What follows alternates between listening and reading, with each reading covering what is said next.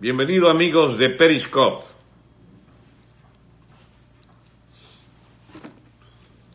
Ahí están los primeros: Armando Eugenia, Arce Ángelas, Antonio Gómez, Geisa León, Cris Cesente, listo. A ver, Mandón, Freddy Rivero, Marcos,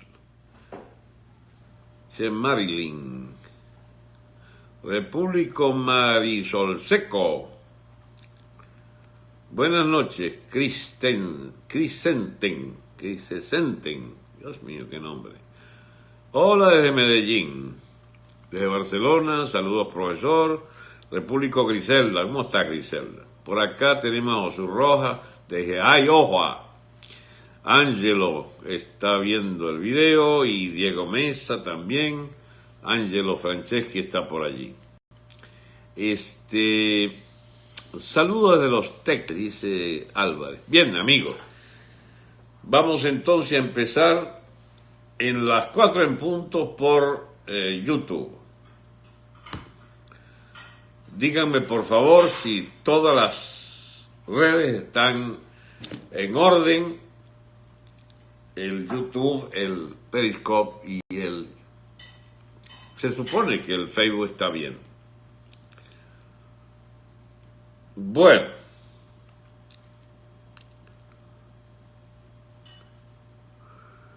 Buenas noches.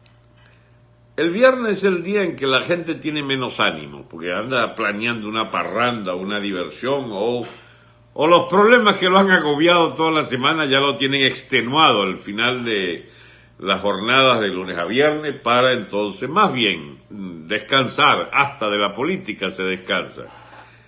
Otros no tenemos ese privilegio porque es sencillo.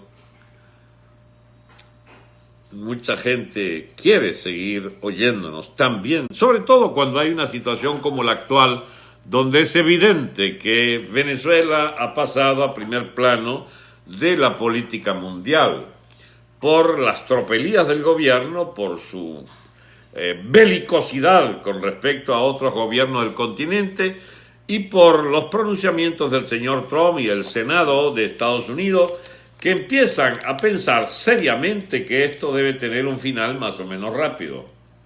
Por supuesto no lo van a decir, ni van a decir, ahí voy con la invasión Maduro, no, ni siquiera con un operativo de presión. Lo van madurando lentamente, lo que no indica que va a tardar mucho. Lo maduran lentamente porque están estudiando todas y cada una de las reacciones para ver cuánto nivel de presión sería necesario. De todas formas, habría que tomar nota de un hecho nuevo. Por primera vez en 60 años, repito, por primera vez que yo recuerde en 60 años, Estados Unidos llama a una salida militar contra un gobierno supuestamente legal o establecido.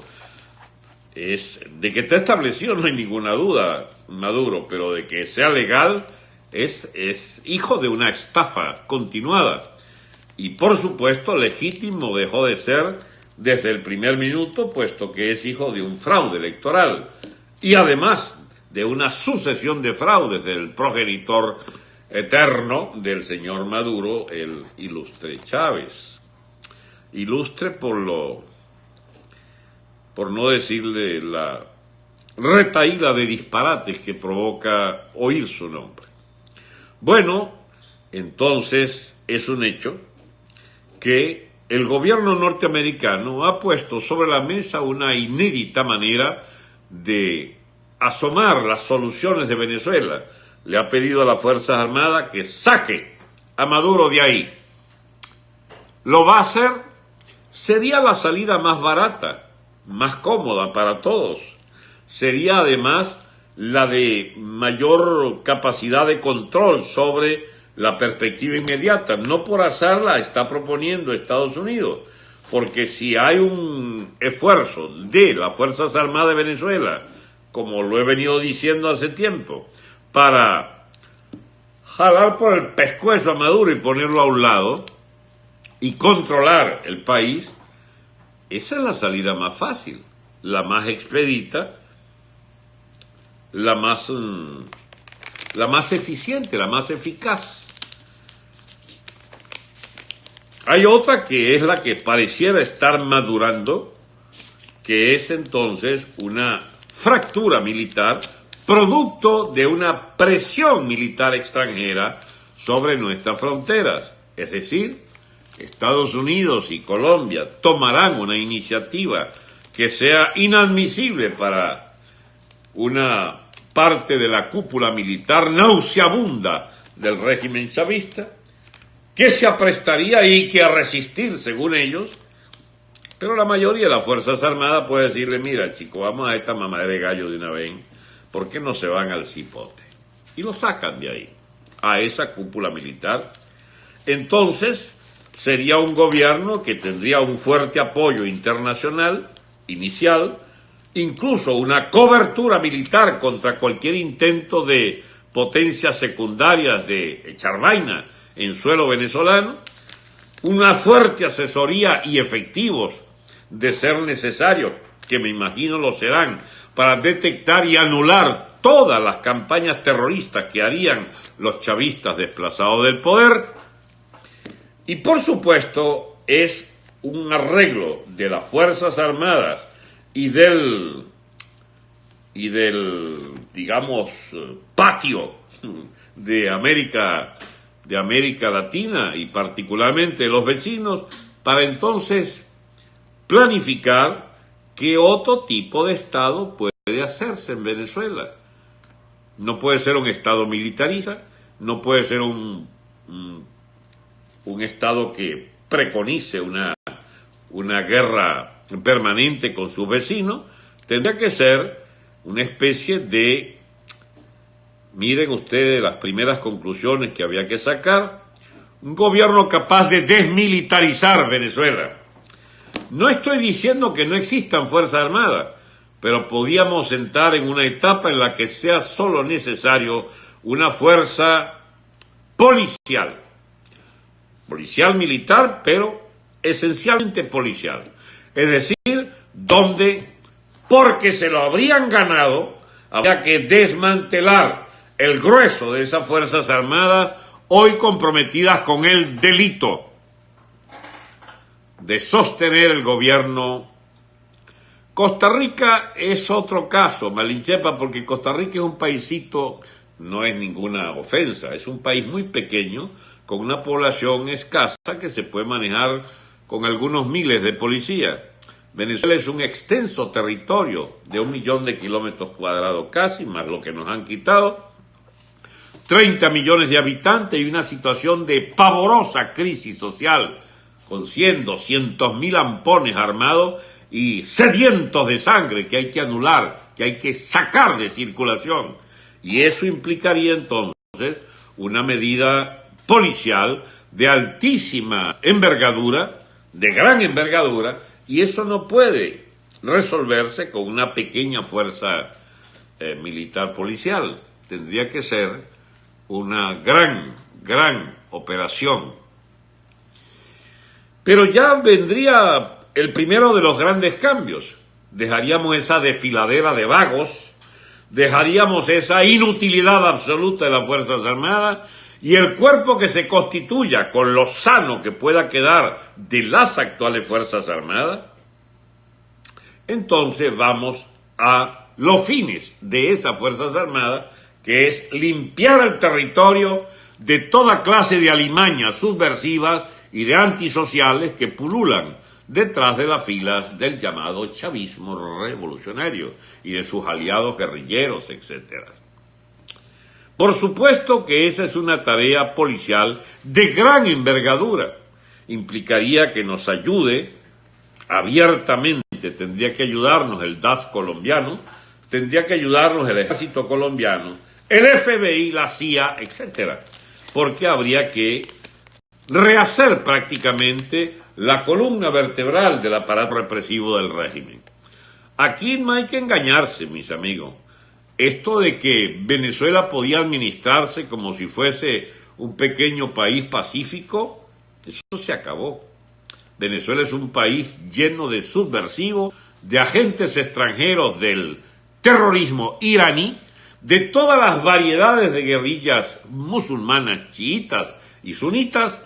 Aquí estamos en presencia de grandes operativos de promoción del terrorismo y del narcotráfico, que es una fuerza descomunal en Venezuela, por cuanto hasta las cúpulas militares estuvieron comprometidas con el gran tráfico de droga y la exportación de esa droga a los Estados Unidos, hacia Europa, hacia África, y además con los operativos gigantescos por la vía de PDVSA de el blanqueo de capitales provenientes de la droga y de la corrupción del Estado venezolano.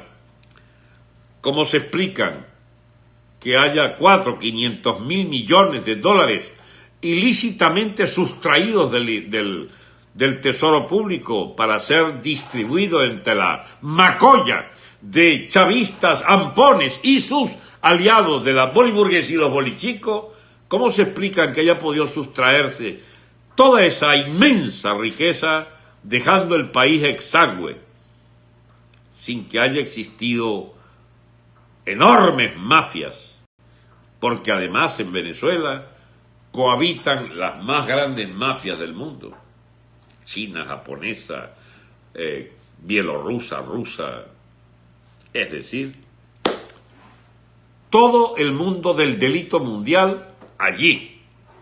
Y por supuesto, los grandes traficantes de bonos de la deuda, los grandes amigos de lo ajeno, cuando se trata de la papaya esa de que un gobierno regale el patrimonio nacional a bandas coaligadas bajo el manto de la gran banca, del capital financiero, etc. Pregunta Lenin, no sé cómo se dice, 19. ¿Cuándo crees que se dé la intervención militar?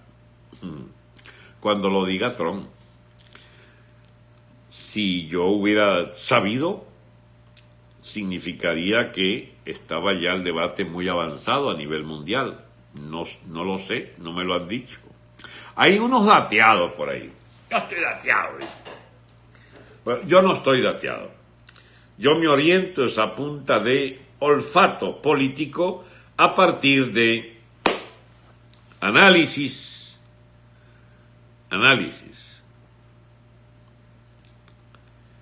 que vienen de un sistema de ideas. El sistema de ideas de concebirnos como sujetos operatorios de nuestra propia actualidad, de nuestro presente en marcha. Nosotros somos los responsables, y solo nosotros, de que exista lo que existe en Venezuela. La oposición miserable que ha dirigido el país opositor frente al régimen chavista es una criatura nuestra, no mía, yo no tengo nada que ver, pero es una criatura de los políticos venezolanos, de la clase política hermanada a la clase empresarial de guisadores irresponsables que se mancharon el Estado venezolano para ser garantes de su crecimiento desmesurado de fortunas mal habidas. Si Trump dice que no reconoce la CIP, no entendí bien la pregunta, pero aprovecho para seguir por esa vía. Trump lo que ha dicho es una forma de estar más de acuerdo que nunca con nosotros. No esperen que el caso venezolano lo vayan a tramitar con esa manía por esos organismos internacionales que tardan años y años en dictar el fallo, o que se reúna la comisión en no sé cuántos meses y meses. Es decir, así es, el camino hacia la corte es real. Entonces, los países les encanta eso. Y hay gente, incluso de muy buena fe, cercanos a nosotros incluso, que viven inventando cómo estar presentes en esos grandes foros de la justicia internacional. Amigos, la justicia internacional es una estafa. Es una estafa. Sencillamente porque es una justicia administrada por los que dominan los organismos internacionales o están vetados de antemano cualquier decisión que no convenga a las potencias. El caso, por ejemplo, tan cacareado siempre, de los criminales serbios que fueron juzgados por crímenes de guerra. ¡Ey! Ya va, ahí hubo crímenes de guerra de bando y bando, para empezar, y debieran estar juzgados unos y otros por crímenes de guerra contra la inerme población civil de la antigua Yugoslavia, que vio toda clase de crímenes horrendos contra los pobres pobladores. Porque la guerra, mis amigos, la guerra es cruel como nada, cruel como nada que pueda imaginarse comparársele. De manera que cantar victoria contra los criminales de guerra serbios era porque aprovecharon que se derrumbó la Unión Soviética un año antes y Serbia era un aliado de Rusia. Y entonces aprovecharon ese enorme vacío de poder que se generó en el derrumbe de esa pieza europea de las coaliciones de Rusia para entonces caerles en callapa desde la OTAN y los Clinton para ver entonces cómo esguazar la clase política serbia y la serbio-bosnia y entonces acusarla de todos los crímenes que seguramente lo eran responsables, pero eran los que la hacían responsable, eran tan o más criminales que los propios serbios. Esa justicia internacional se las regalo. Yo no creo en esos jueces. Hay más de... Por ejemplo, uno de los fiscales que está allí es una hermana del Alzheimer, para los que están despistados por allí creyendo en esa vaina. Una hermana del Alzheimer está allá en La Haya, fiscal de la corte de La Haya. Por favor, chicos. Y bien, entonces, gobiernos serios, gobiernos responsables, gobiernos sujetos a la comunidad internacional y a las reglas de la comunidad internacional, casi que disfrutan con esta historia de llevar el caso a la comisión. Y entonces empieza 1, 2, 3, 8, 10 años. Pero por favor, esperar que la Corte diga algo sobre este bandidaje de Venezuela es sencillamente una estupidez. Una estupidez. Así digan que Maduro es una plastezurra. Perfecto.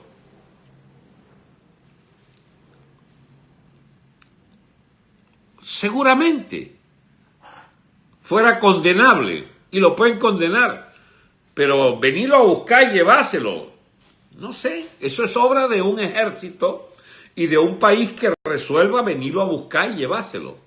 Pueden usarse esas condenas una vez que tú liquidas el régimen. Por ejemplo, una vez que liquidaron al régimen serbio y al serbio-bosnio, entonces agarraron a los jefes militares y políticos y se los llevan para, ¿cómo se llama?, para La Haya, etc. Pero tenía primero que ganar la guerra. La OTAN se metió de cabeza allí y ganaron aquello. ¿Ven?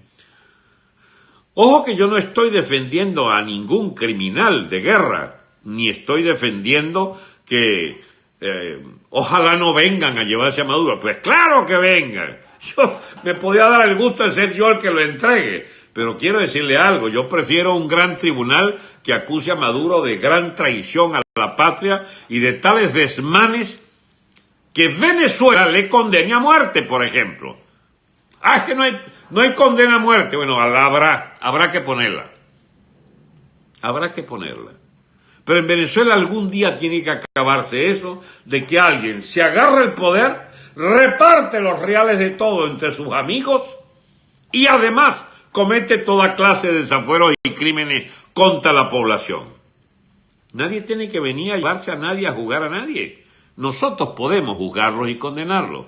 Ahora, como quiera que nadie mejor que nosotros mismos conocemos las malas mañas del Estado venezolano, nos convendría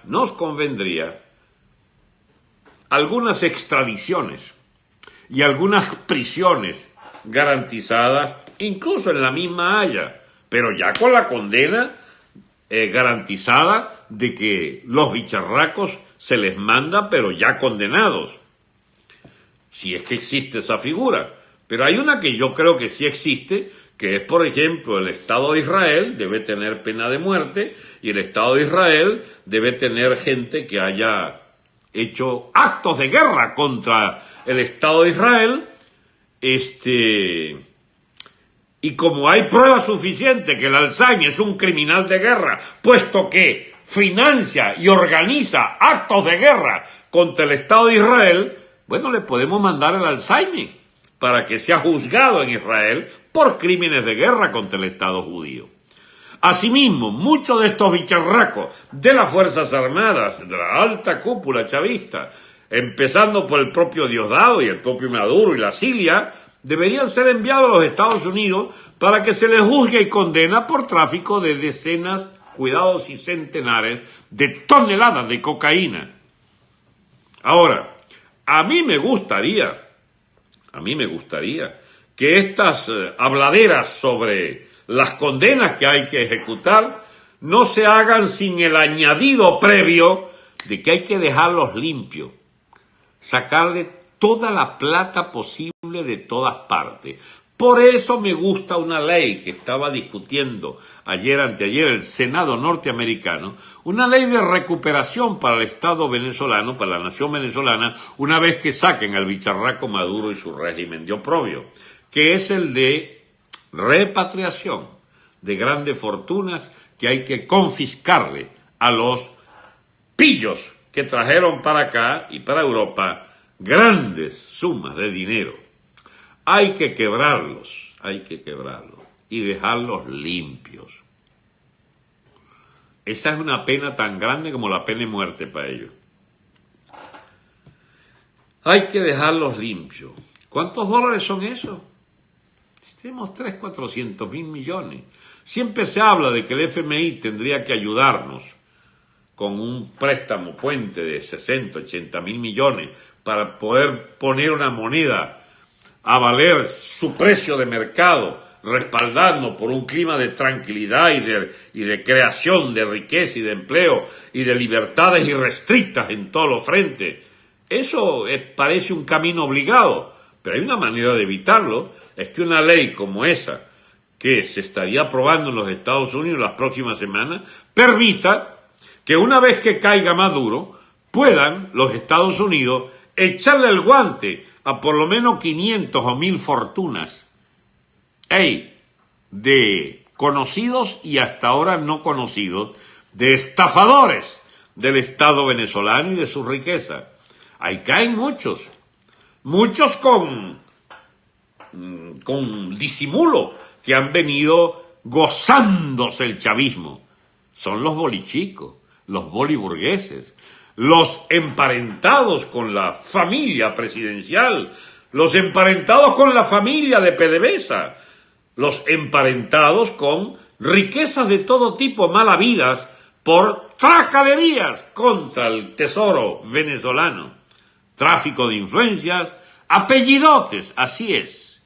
1000 son pocas, sí, puede ser 3, 4, 5 mil, no sabemos la cantidad de funcionarios, de prosecutors que pueda el Estado norteamericano, pero hay algo que puede hacerse, grandes acuerdos, ¿por qué no? Mire, usted sabe lo que yo haría, ahí para comer mucha gente, para empezar los abogados, los bufetes y los jurados, etcétera, pero el Estado americano no viera aquello como una sangría para sus recursos o un muy mal negocio, andar buscándole plata a un país de pendejo que se dejó robar decenas, centenares de miles de millones de dólares.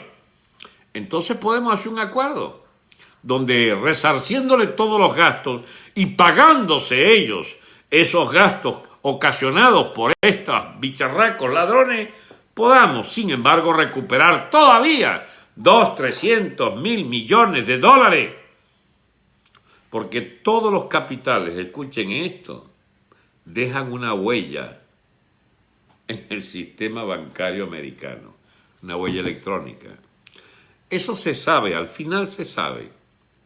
Y los testaferros y otros testaferros.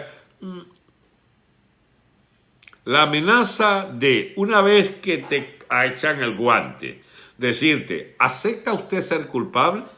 Si aceptas se le rebajan las penas, si aceptas pierdes menos plata. Yo creo que muchos prefieren entonces confesar que son culpables antes de mamarse 30 años a la sombra en los Estados Unidos y además verse incautadas sus fortunas mala vida. Pero ese es otro tema. Por ahora nos interesa este ambiente que se ha creado en estos días con la bulla que hizo Maduro y que iba a decirle a Trump, te quiero ver a la cara. Es un cómico este tonto. ¿Qué va a querer Maduro? ¿Qué va a querer Trump andar viéndote y negociar? Porque si nos vemos, nos podemos entender. ¿Y qué te va a entender contigo, piazo de loco? ¿Quién va a entenderse contigo? Tú estás hecho para mentir y para, digamos, absolutamente tracalear a todo el que se tenga enfrente. Tú te entiendes con los malandros del castrismo, con los malandros de la FARC, con los malandros turcos allá. Tú te entiendes con el narraca ese, ¿cómo se llama? El bicho ese que te pica esos bistecs de 2 kilos para tú hartátelos.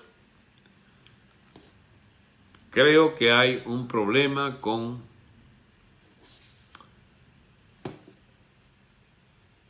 ¿cómo se llama? El YouTube. Lo lamento mucho. Después lo repondremos, pero anda por allí el amigo Phantom en esa tarea de recomponer la situación. La verdad que no sé qué pasó, de golpe yo no veía más para la pantalla y veo ahora que esta pantalla está en evolución de correcciones. No importa, seguimos por aquí, por el periscopio, el Facebook, y después lo paso a YouTube. Bueno, mis amigos, este lío de los últimos días tiene a un Trump declarando cosas por primera vez en los 2 años de mandato. Cosas que no había dicho nunca. Ha planteado, yo diría que más bien ha hecho un resumen de lo que se veía venir, pero no se alcanzaba a ver en blanco y negro, absolutamente nítida, su propuesta. Me dice Phantom que YouTube está bien. Lo que no veo entonces es por qué la pantalla está cambiada. Bueno.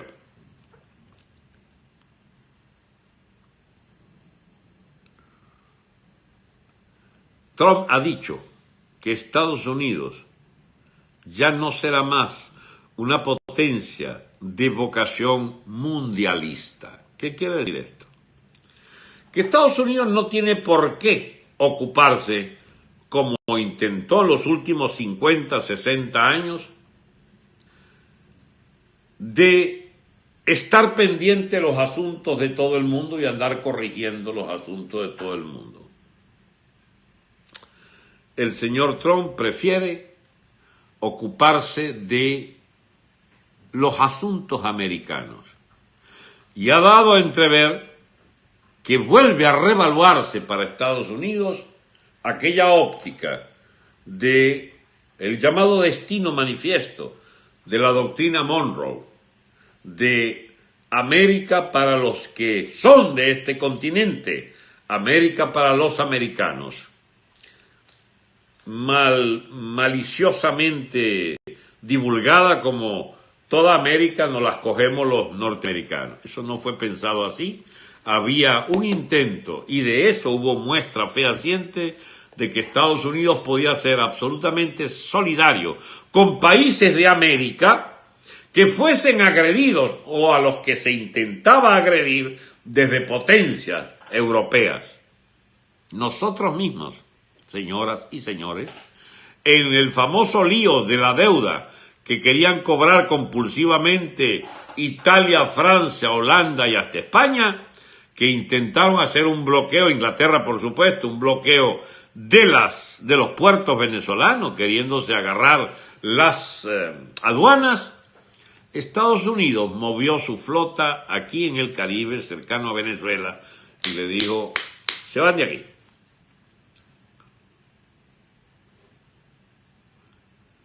De manera que hay precedentes de qué se quiso decir con eso, de que este continente tenía en Estados Unidos una garantía de protección contra los imperios europeos. Este es un tema que pica y se extiende. Aquí podríamos hablar mucho sobre la historia de la competencia de los imperios europeos sobre América hispánica. Para empezar, Inglaterra nunca se resignó a que esto fuera el territorio del Imperio Católico Universal Español. Ni siquiera los Estados Unidos de entonces, que eran colonia inglesa y rápidamente independizados, empezaron una feroz carrera para arrancarle a México una parte importante, tan importante como la mitad de su territorio. En el Caribe, al Caribe le ocurrió la desgracia que le ocurren a los Balcanes o al Medio Oriente. Es lo que se llama una frontera de imperios. Allí cada quien tenía sus islas, cada quien tenía sus posesiones y todavía quedan reminiscencias de aquella guerra sin cuartel que se libraron las potencias europeas, todas potencias marítimas, para unos quedarse con Curazao, Aruba, los otros con Trinidad, la otra Francia con Haití, con Guadalupe, Martinica, Inglaterra, por supuesto, con la mayoría de esas islas. Curazao, no, ¿y cómo se llama? Trinidad, Tobago, por supuesto, Trinidad, Tobago, Jamaica, etc. Y bien, Estados Unidos llegó un poco tarde a la edad del imperio robusto, pero entró a fondo. Expulsó a España de Cuba y de Puerto Rico, y con ellos se quedó, no como la visión tradicional de la potencia ocupante depredadora, sino como un territorio que ellos necesitaban, emancipados del imperio colonial español al que habían terminado por desangrar y liquidar, también en las Filipinas, al otro lado del mundo. De manera que la historia del siglo XX, mis amigos, es la historia de el afianzamiento de Estados Unidos como potencia imperial, pero sin las prácticas, salvo el caso de la succión de territorio mexicano y de algunas intervenciones que a lo largo del siglo XX, mitad del siglo XX, las hizo, y también en la segunda mitad lo de Panamá, pero todas herederas de aquella lucha por el control de zonas demasiado importantes para su seguridad interior y de dejar sentado que este continente no estaba en plan de ser repartido, no podía aceptarse ser repartido con las potencias que habían sido expulsadas del control mundial de las rutas comerciales o de los territorios, etc. Seguiré hablando del 2 o 3% de toda esta historia, porque abarcarlo sería una visión extremadamente larga de explicar, y seguiremos en los próximos meses y años diciendo cosas que nos permitan conocer esta geografía y esta historia mucho más de cerca. Por ahora solo es un avance. Un nuevo país llamado Estados Unidos, que al zafarse del control inglés, dicho sea de paso, con el apoyo de Francia y de España, nuestro Francisco Miranda, por ejemplo, peleó como segundo allá al mando en la batalla de Pensacola, a nombre de España, aliado de la rebelión independentista norteamericana. Y bien, aparte estos episodios de las disidencias que llevan a Francia y a España a luchar al lado de la independencia americana contra Inglaterra, bueno, sigue luego que Estados Unidos, ya posesionado de su territorio y una vez liquidada la herencia esclavista del sur de los Estados Unidos, integrando en una sola nación esas economías de régimen social distinto. Y bien, se propone entonces la conquista, la absorción de Luisiana mediante compra y de Florida mediante compra, pero la anexión de todo el sudeste y el oeste, sudoeste y oeste de lo que es entonces Texas, Nevada, Colorado, Arkansas, Kansas, qué sé yo dónde llegaba eso, hasta Oregon por allá, llegaban las tierras españolas. Compró también Alaska a Rusia y tenemos la conformación del territorio actual que no se explica sin la guerra de Estados Unidos y sin las compras adicionales que hizo Estados Unidos a México para, con la mitad del territorio mexicano, constituir finalmente el territorio de océano a océano. Y había también la cuestión de Panamá. Panamá era parte de Colombia. ¿No recuerdan ustedes haber conocido, estudiando bachillerato, el Congreso Anfictiónico de Panamá, de Bolívar? No estaba allí, pero mandaron emisarios. Y bien, Panamá, mis amigos, era parte de Colombia, parte del virreinato de Nueva Granada, y lo heredamos como parte de la Gran Colombia, y allí se hizo el Congreso de Panamá del 24, creo. Bueno, Panamá, al entrar el siglo XX, resolvió Estados Unidos apoyar una fractura de Panamá, territorio bastante olvidado por los propios colombianos, y vieron los tipos la ocasión de asociarse con las compañías que iban a hacer el canal, etcétera, y Estados Unidos garantizarse, en lugar de la compañía del ESEP de Francia, era mejor una compañía que contara con el visto bueno americano y la convicción de que un pedazo de territorio debería convertirse en zona geográfica perteneciente a los Estados Unidos, y entonces se montó la zona del canal. Si ustedes ven el mapa, otras veces he explicado lo mismo, si ustedes ven el mapa, el circuito económico que corresponde a un viaje de la costa este de Estados Unidos, Nueva York, las Carolinas, qué sé yo, acá, Filadelfia, Boston, el viaje más corto o más barato no era el del ferrocarril a lo largo de Estados Unidos, no fue lo que recorrió Forrest Gump, sino el pasaje marítimo vía Canal de Panamá a la costa oeste. Ese interland económico, ese espacio, es para Estados Unidos una zona de seguridad interior. Por eso, cuando Carter, un poco, digamos, muy culillúo que era para ojos de los yanquis, resuelve firmar los tratados Torrijos-Carter, o porque ya había logrado cumplir su cometido los Estados Unidos teniendo esa importante red del comercio mundial, que lo veía también en escala mucho más global, con capacidad para prescindir de eso como si fuera de primera orden. Bueno, se toleran los tratados Rodríguez, ¿cómo se llama? Torrijos-Carter, pero aquí que Torrijos deja sucesores que no fueron de su misma calidad, y tenemos un Noriega empeñado en generar como Maduro una rivalidad contra Estados Unidos. Y un buen día, además de traficante de droga, Estados Unidos resolvió salir de él y anular los tratados Torrijos-Carter. No totalmente, porque se cumplieron en lo fundamental, se devolvió el canal a Panamá en la fecha prevista por los tratados en 1999, solo que con un régimen político que se garantizó a Estados Unidos no pudiera volver a ser la agencia directa de una casta militar de malandros como la que edificó Noriega con la Guardia Nacional, de narcos y de asesinos profesionales y de déspotas.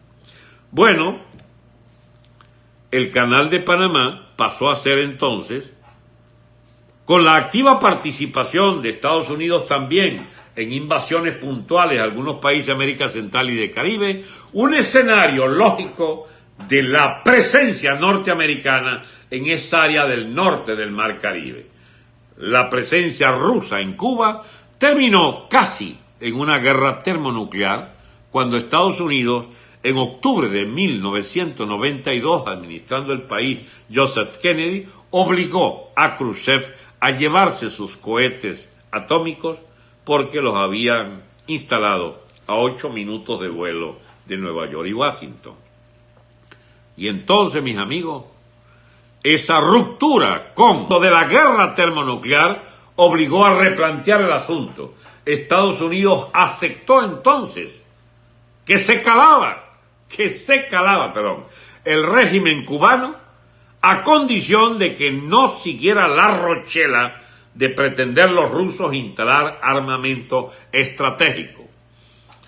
Eso sirvió de relativamente poco a los ojos de la voluntad de Castro de sin misiles de todas maneras meter sus narices y sus pezuñas en varios países de América Latina por la vía de la lucha guerrillera. Venezuela entre ellas, porque ya desde el 2002, donde las fuerzas procastristas habían hecho un daño grande a las Fuerzas Armadas, pero a su vez la Fuerza Armada logró derrotarlos en el llamado porteñazo y en el carupanazo, rápidamente se conformaron organizaciones guerrilleras para el terrorismo urbano y para la guerrilla rural que tardaron una década en liquidarlas.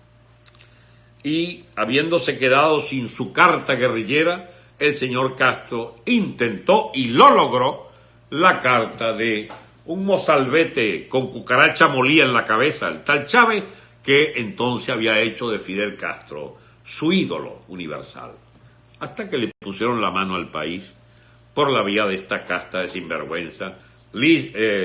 Silvia Flores, asaltante de banco, asaltante de transporte de valores, Maduro igual, reposero. Este imbécil de Maduro cree que uno nació ayer para meterle esa coba. Aquí te habla un obrero. ¿Obrero tú? Tú eras chofer de autobús, efectivamente, pero no, estaba siempre a reposo, porque eras dirigente sindical del Metro de Caracas. En el metro estarías dos o tres meses o ponle un año trabajando.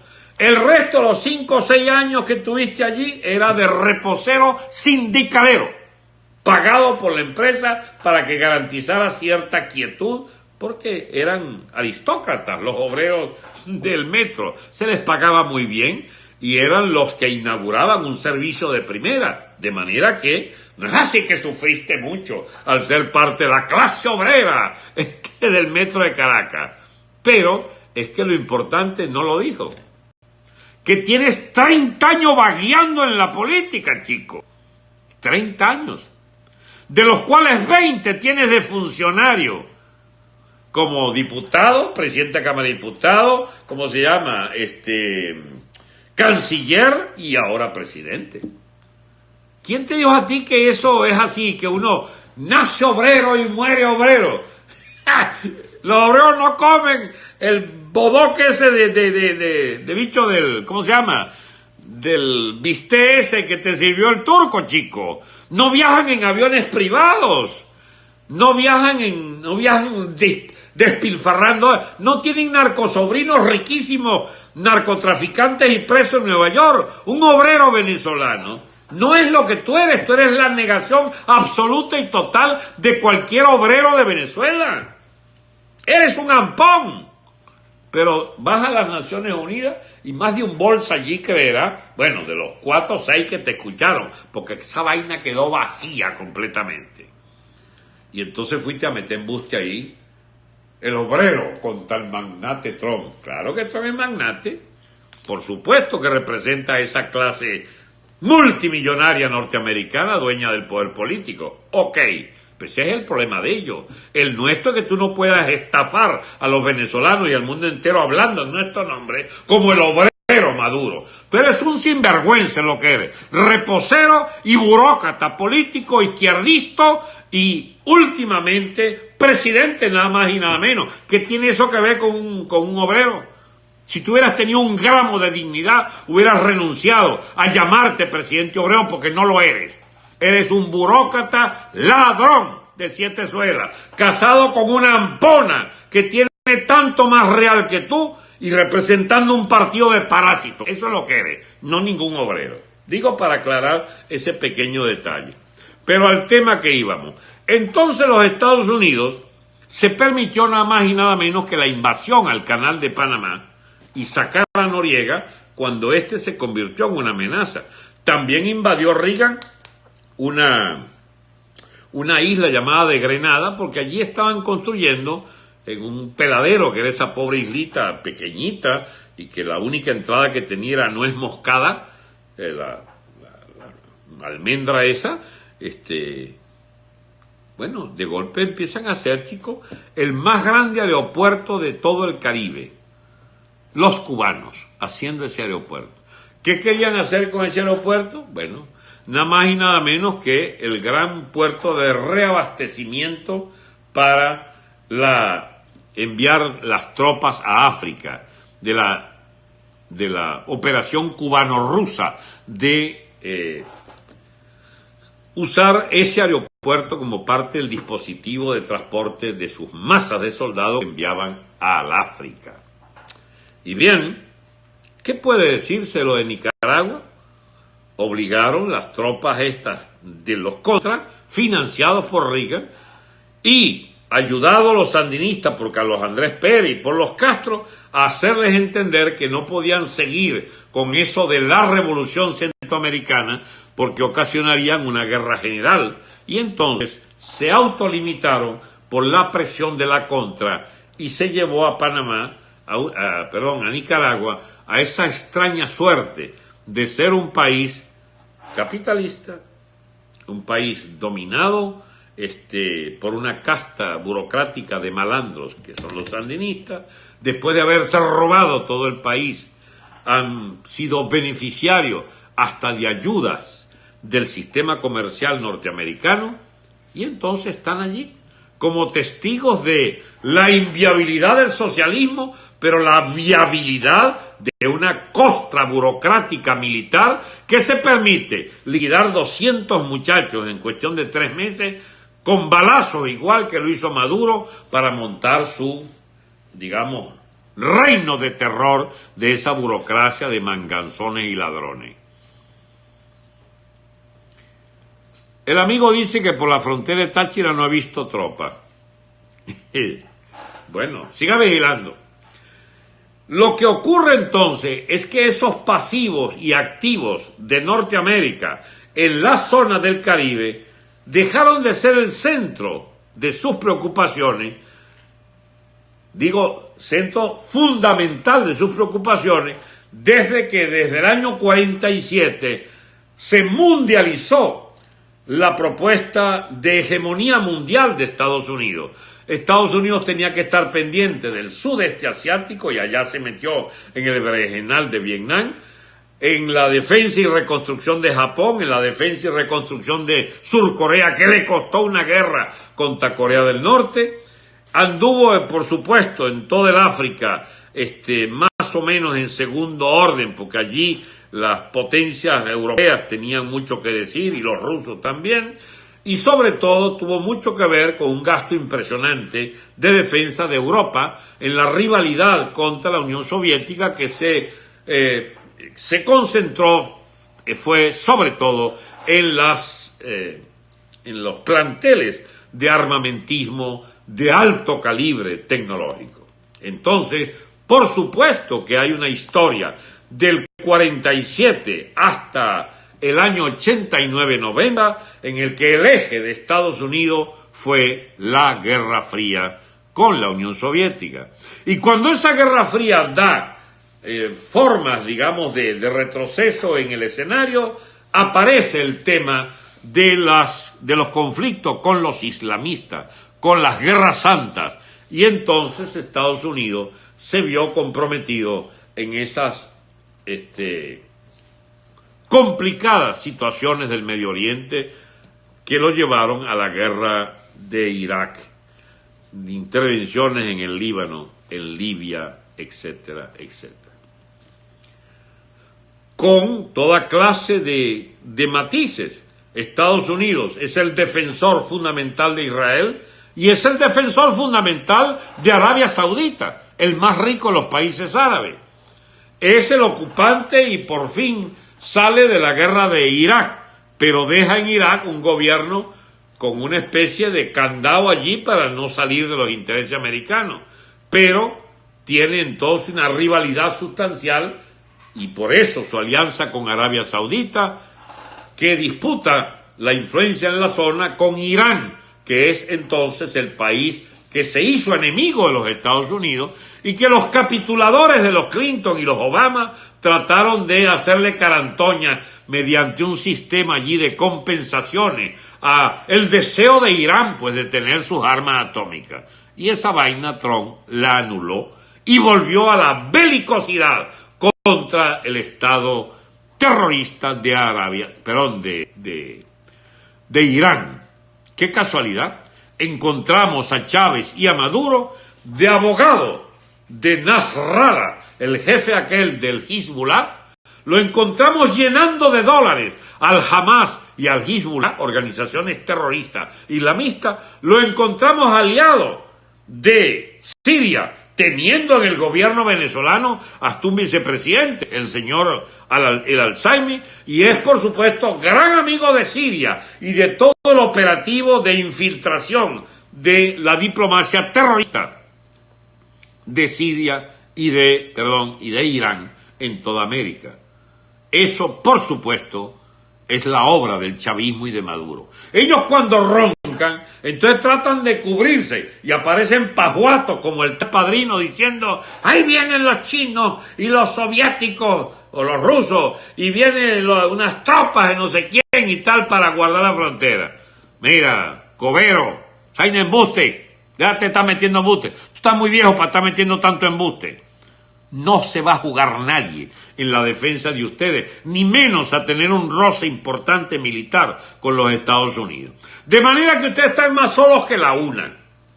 El único apoyo cierto que ustedes tienen es una Cuba que está boqueando como sistema político en absoluta y total decadencia, comprometida a sus fuerzas en sobrevivir y tratando de ver cómo logran llegar a fin de mes, porque ustedes eran los únicos que pagaban la factura del 500.000 de vagos del Partido Comunista Cubano y de los CLAD de Cuba, que llegan allá más eficientemente que los CLAD venezolanos.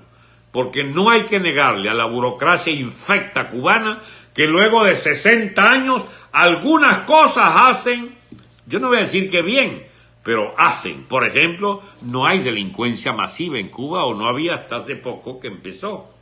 Pero esa delincuencia masiva es un soporte del gobierno Maduro Diosdado. Y no es así en Cuba, donde la burocracia tiene un control social que se permite tener entre las pocas cosas que uno pudiera, las muy pocas cosas que se pueden conseguir a favor de ese sistema, es que no hay delincuencia masiva.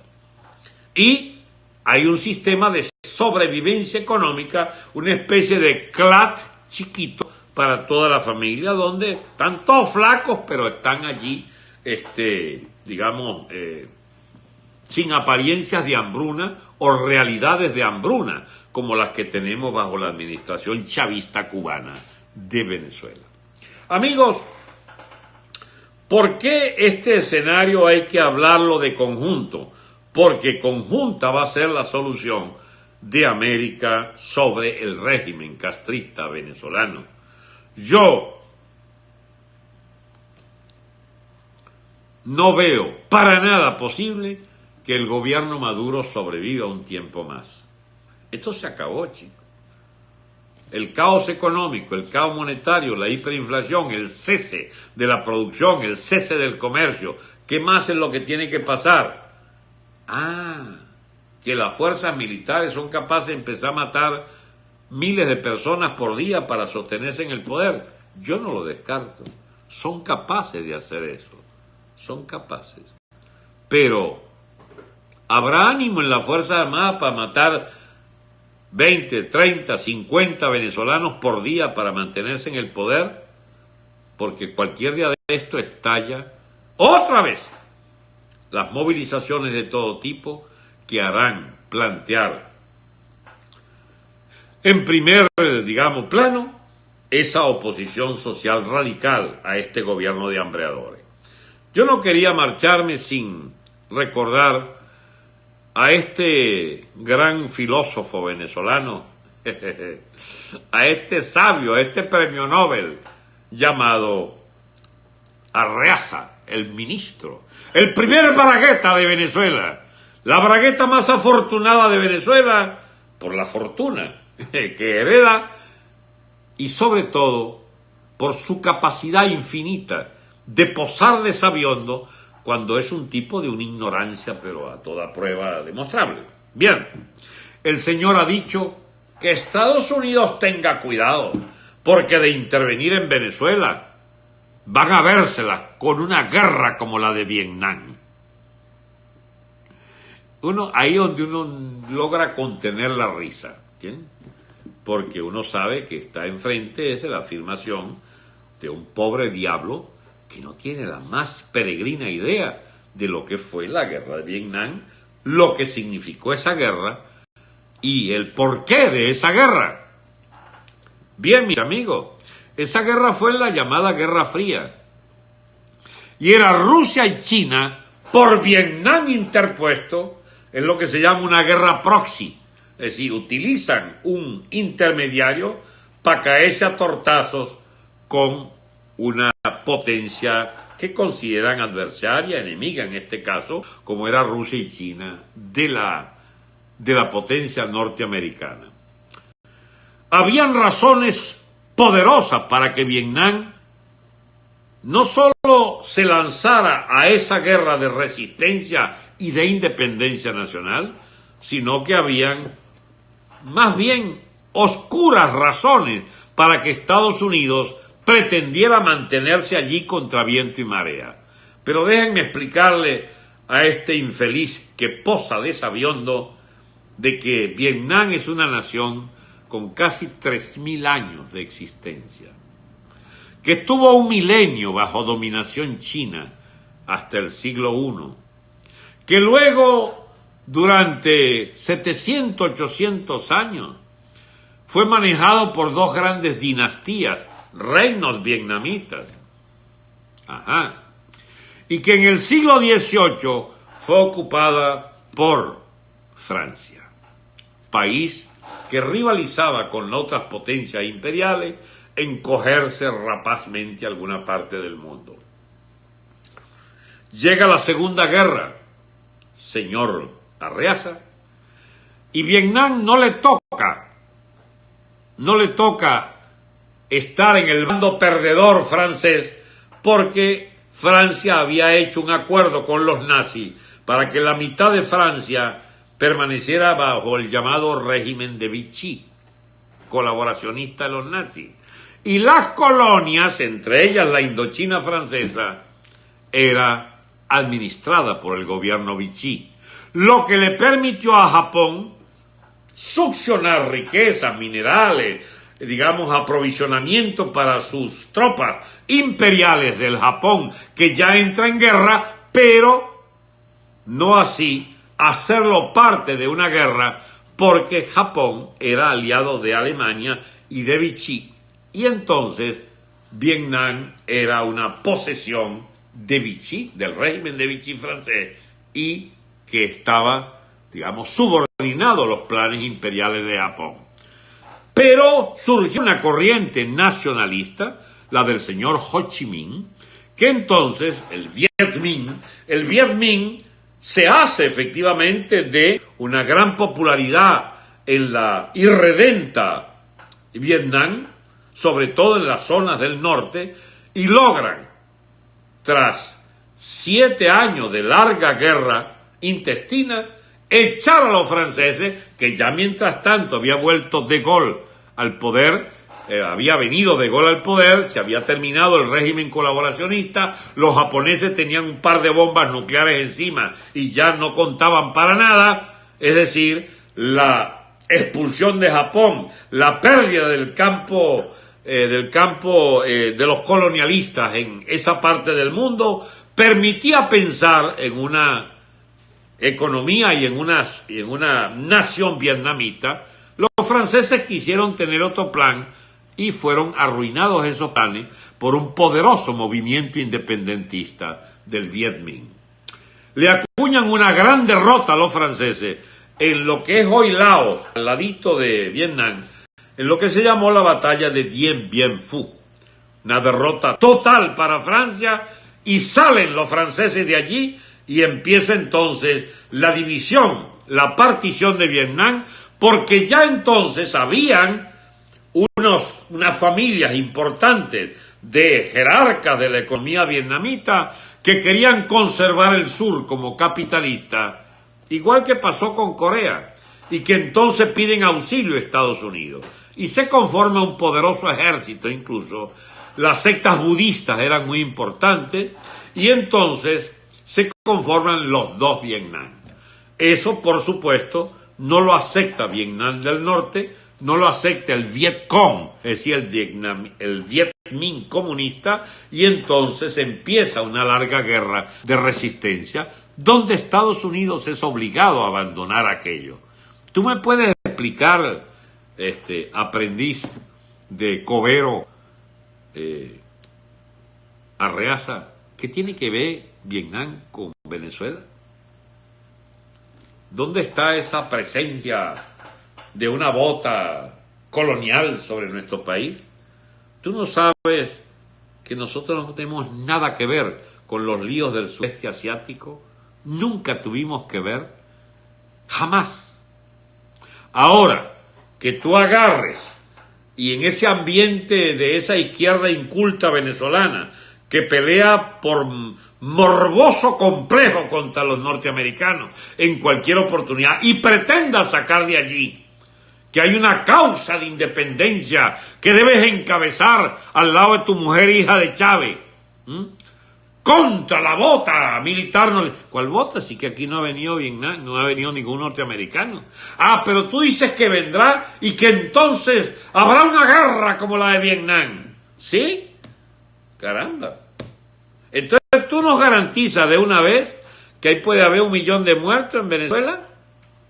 Tú nos garantizas que van a resistir como el Vietnam, como el Viet Cong del Viet Minh independentista vietnamita, que van a hacer algo así como 7, 8 mil kilómetros de túneles que hicieron los guerrilleros, y van a arriesgar la vida cotidianamente de unos 3 a 4 mil combatientes que morían por semana. ¿Tú garantizas que los chavistas van a hacer eso? ¿Por qué eres tan bocón, irresponsable e ignorante de que supones que la fibra patriótica que ustedes representan va a hacerle siquiera cosquillas a una intervención norteamericana? ¿Tú no sabes que Venezuela es un país urbano y que el grueso de las fuerzas militares están en 4 o 5 sitios de Venezuela, que basta un misilazo para cada una de ellas si no se acoplan al plan de que deben echar a ese gobierno de malandros que tú representas con tu mujer y Maduro? Eso tiene que ver con Vietnam, chico. Pero nada de nada. Pero ya te llenaste la boca diciendo que Estados Unidos se verá lo que esa afrenta significa por una guerra continental como la de Vietnam. Pero Dios mío, ¿por qué abusan de la gente? ¿Por qué pretenden cobiar a la gente que no tiene esas informaciones de qué fue lo que pasó allá? Estados Unidos, chicos, se va de Vietnam porque internamente padece de un sistema político, padece en este caso, que no le permitía una guerra de exterminio ni nada por el estilo. En la democracia norteamericana va surgiendo en su juventud el rechazo a seguir en aquella guerra distante de Vietnam a nombre de nada. El Partido Republicano de Nixon entra en crisis porque una tropelía de Nixon contra el Partido Demócrata, el llamado escándalo Watergate, genera una descomposición en la clase política y en el sistema de alto control parlamentario de las políticas de guerra.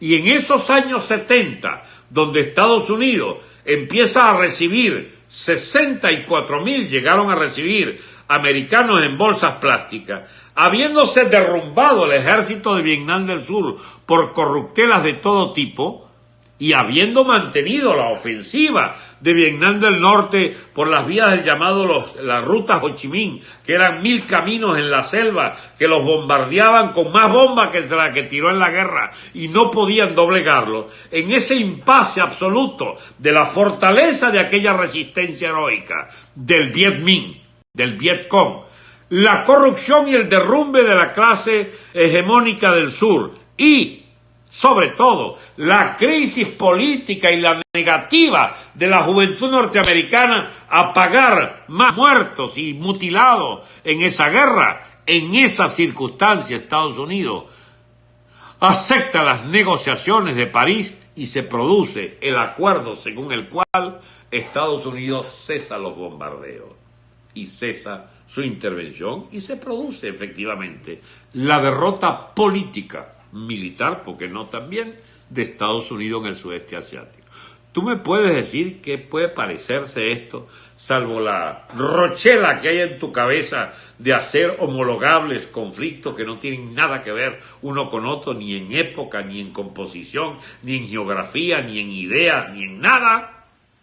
Pero así han hecho de los venezolanos un país donde la gente cree lo que diga cualquier charlatán. Como Chávez, por ejemplo, que inventó que nosotros éramos hijos de la raza indígena. Éramos raza indígena un carajo, chico. Los indios eran una ridícula minoría en las tierras venezolanas. Los pocos indios que había se fusionaron en cuestión de un siglo con la presencia española y hubo toda clase de mestizaje y además los ingleses llenaron de esclavos que los tenían los grandes cacaos. ¿Tú sabes quién eran los grandes cacaos? Arreaza. No sé si hablan algún Arreaza por ahí, porque ustedes tienen muchas tierras por ahí en Caracas. Los grandes cacaos eran los dueños de las haciendas de cacao, que comerciaban con la guipuzcoana, con la compañía guipuzcoana, sí, que tenía monopolio y que era vulnerado ese monopolio por toda clase de contrabandistas, traficantes de esclavos, etcétera, y que se llenó las costas de Venezuela de un 10-15% de población esclava negra. En esa mezcla ocurrió lo que tú sigues ignorando, que los grandes cacaos, los hijos de los grandes cacaos, los criollos blanquitos mantuanos, aquellos que encabezó Juan Francisco León por allá en una primera gran batalla contra los españoles a fin del siglo XVIII, 1790, por ahí algo así, en Barlovento, y bien ilustre Arreaza, ilustre Arreaza, los blancos criollos los encabezaba Simón Bolívar. ¿Sabías que los mantuanos de Caracas querían la independencia porque tenían intereses distintos a los blancos peninsulares? Y que la guerra de Venezuela, la guerra de independencia, es una guerra civil, ¿sabías eso? Y que esa coba que han metido ustedes, falsificando toda la historia, de que somos hijos de Bolívar. Sí, está bien, somos hijos de Bolívar. Pero ¿tú sabes quiénes peleaban contra Bolívar? Los negros y los pardos, bajo el mando de Boves. Estos son sacrilegios ya lo que dice este hombre. No, chicos, si esa es historia patria, mejor contada que el puño de coba esa que ustedes meten. El indigenismo. ¿Cuál indigenismo? Nosotros somos un pueblo que por 3 siglos se fusionó entre la raza de España, que a su vez estaba mezclado con judíos y moros, aunque los hayan echado de España en 1492. Pero la hispanidad que conquista y coloniza, no colonializa, porque no hubo en estricto sentido una sustracción de riqueza ni nada por el estilo, no hubo una depredación colonial. Por supuesto que era el capitalismo de entonces, que llevaba una tajada para España, pero nuestras ciudades, nuestras sociedades coloniales fueron ampliamente prósperas, chicos. Y los más prósperos de todos eran la clase de los blancos criollos, la familia Bolívar, por ejemplo. Esa es una manera distinta de decir usted las cosas. El negro y el pues anda Aristóbulo en campaña, que él es afrodescendiente. Esa es una cuestión absolutamente absurda. ¿Quién carajo cree a Aristóbulo que representa diciendo que es afrodescendiente? Bueno, y yo soy chino dependiente o descendiente, o el otro es filipino descendiente, o el otro puede decir que es coreano, o el otro puede decir que es yugoslavo. Pero para nada, chicos, eso no cuenta. Una sociedad que a lo largo de 3 siglos y medio mezcló todas las razas e hizo este prodigio de mezcla racial de la etnia que somos en Venezuela, un país de mestizaje, igual que el resto de América, chico. Pero no, tú resolviste que éramos igual que los vietnamitas, que con casi 3 milenios de historia, 1 milenio de ellos bajo dominio chino, ahora entonces van a derrotar el imperio, los venezolanos guiados por tu comandante Chávez, eterno comandante, por supuesto, que tú lo haces vivo, como buen bruto que eres, y entonces pronostica pues años de guerra, como en Vietnam. Piazo de pendejo creyendo en esa mariquera todavía. Bueno, me cansé de pelear con este imberbe ignorante de 7 suelas. La cultura promedio de esa gente es la gente de ¿cómo se llama? De zurda conducta, ¿eh? Esos son analfabetas completos. Este es un analfabeta blanquito, ¿cómo se llama? Refinado. Pero es tan bruto como todos los demás. El braquetero este. Y es canciller. Muchacho que era periodista de segunda línea allí de BTV, pero jaló tanto y ubicó muy bien sus aspiraciones matrimoniales, que terminó entonces en el entorno íntimo de la cama del agonizante. Y de ahí viene todo esto. Esta cultura aprendida por este tonto de ¿cómo se llama? Del canciller. Bueno, eso tiene límites, ¿saben? Ese es como el Chatterton ese. ¿Bien? Ese es otro farsante, otro estafador que fue ministro del extranjero o vicecanciller, ya ni sé qué era. Todos formados en 4 pendejeras que repiten y repiten. Eso sí, la cultura universal tienen ustedes que encontrarla donde hay que encontrarla. En la cabeza de Diosdado Cabello, el meón. Allí sí, allí se acabó el carburo. Eso es, Dios mío, el sumum de la intelectualidad chavista. Por favor, chicos. Solamente a los venezolanos se nos ocurre haber dejado a estos tipos 19 años en el poder. Ahora, ¿por qué cree usted que estuvieron 19 años? ¿Por qué sería? Por la alcahuetería de nuestra élite política y de nuestra élite económica heredados de la cuarta. ¿Cómo será la manía del servilismo de estos que vuelven a recrear formas de servilismo del gobierno? Anoche me sacó Diosdado, para variar, en su programa, toda la semana me saca, y entonces la agarra pica mis programas de Repúblico, y entonces los proyectas generando la imagen solo de que yo peleo contra la MUD, y nunca digo nada de ellos, ¿será? Yo nunca digo nada contra el gobierno porque mi misión es la que a él le gusta poner de relieve cuando hablo mal de la MUD. Bueno, muy bien, que se divierta. Pero yo vi el programa y después vi el pedazo que le dedica María Corina y a Falzón. Y yo no sabía lo bajo que había llegado este tonto del Falzón. Y lo reivindicable que es la posición de María Corina. Pero no ha vuelto a poner el nivel pero ya de lambucería total de Capriles y de ¿cómo se llama? de Henry Ramos. Andan planeando que participemos en un referéndum de la Constitución y Abeledo, por supuesto. Miren, mis amigos, en Venezuela no va a haber más votos de millones de ciudadanos por absolutamente nada, porque el sistema electoral sirve solo al mantenimiento de la tiranía. Ve a ver cuándo agarran mínimo y dejan esa brejetería de participar en las rochelas estas que monta el gobierno para legitimarse.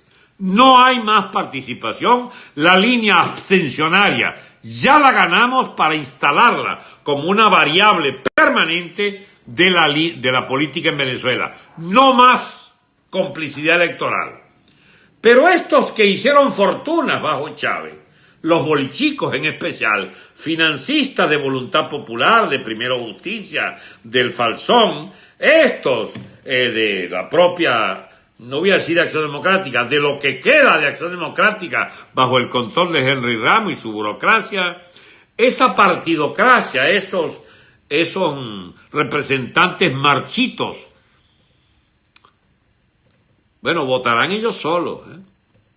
Ahora, si votaran algunos miles o algunas decenas de miles, no se preocupen. Esta gente, los venezolanos sabremos qué hacer con ellos. Esta gente está en sus últimos tiempos de activistas de la política. Porque si Venezuela tiene destino, será porque logra reconstruirse. Y para reconstruir su Estado y la nación misma, debe recuperar una clase política y una clase de empresarios que la haga viable como nación. Y yo no veo a ninguno de estos politiqueros de pacotilla siendo figuras importantes los venezolanos.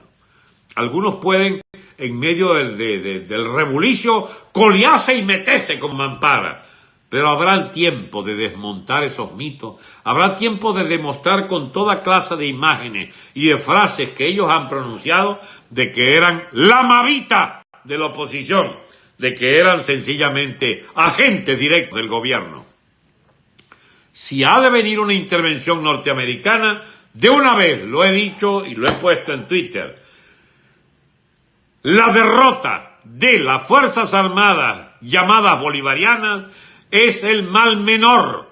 La derrota del gobierno de Venezuela es el mal menor. Nosotros apoyaremos la derrota militar de ese gobierno, porque es mucho lo que puede ganar Venezuela.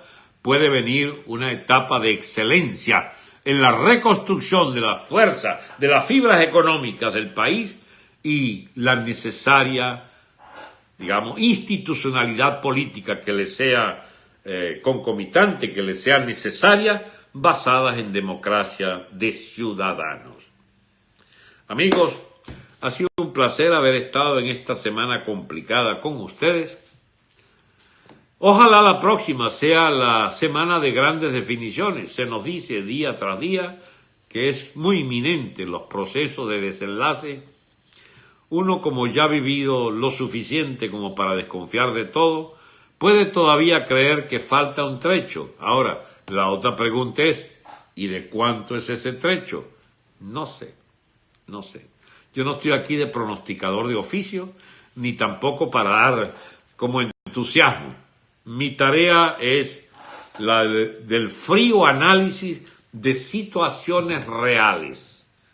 Lo que ha de pasar está prediseñado en la realidad de la lucha política social y en las ruinas de la economía venezolana. Las complicidades también cuentan, los planes de Caprilito, Leopoldo, el Borges, ahora que es un héroe de la comunidad internacional, esa también cuenta esa gente. Su capacidad de mentir y de embaucar gobiernos, su dinero, sus muchos dinerales que les apoyan para meter coba en todas partes. Eso, por supuesto, cuenta en la realidad. Nosotros, con este programita, este teléfono y este otro teléfono, decimos lo que no necesita dinero para explicarlo ante ustedes. Si hubiera necesidad de armar una organización, Les confieso que no me siento tentado hasta no ver en el mapa político-social de Venezuela la nueva etapa social de Venezuela. Porque si uno empieza a armar vainas ahorita, ¿usted sabe lo que viene? Los candidatos a ministros, los partidarios de la transición. Yo soy bueno para tal cosa, no vas a pensar en mí.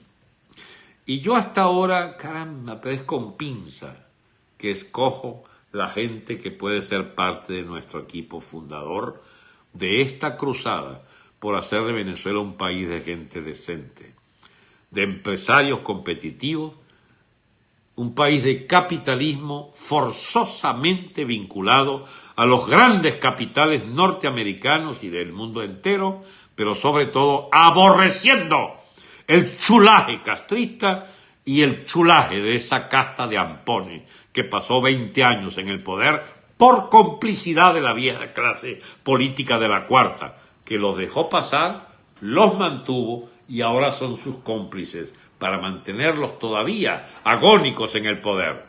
Bien, será hasta pronto, amigos. Hasta muy pronto. Adiós, amigos de Facebook. Hasta pronto, amigos de YouTube.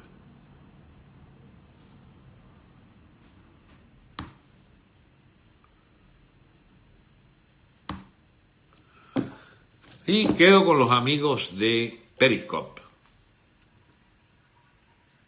Mari Repúblico. Gracias, dice Mari. Buenos amigos de Facebook.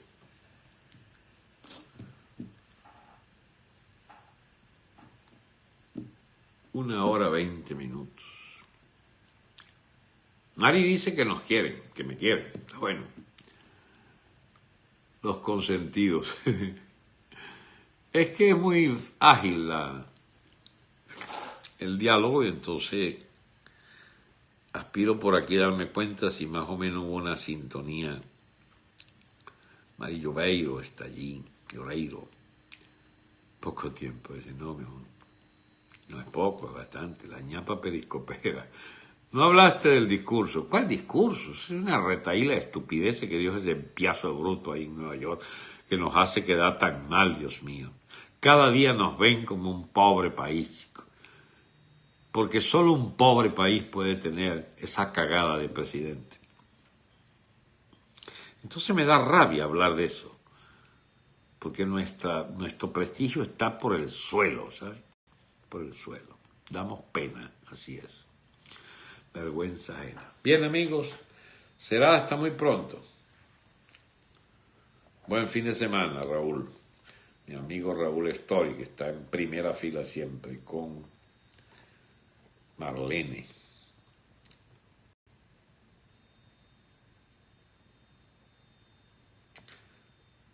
Adiós, hasta pronto entonces.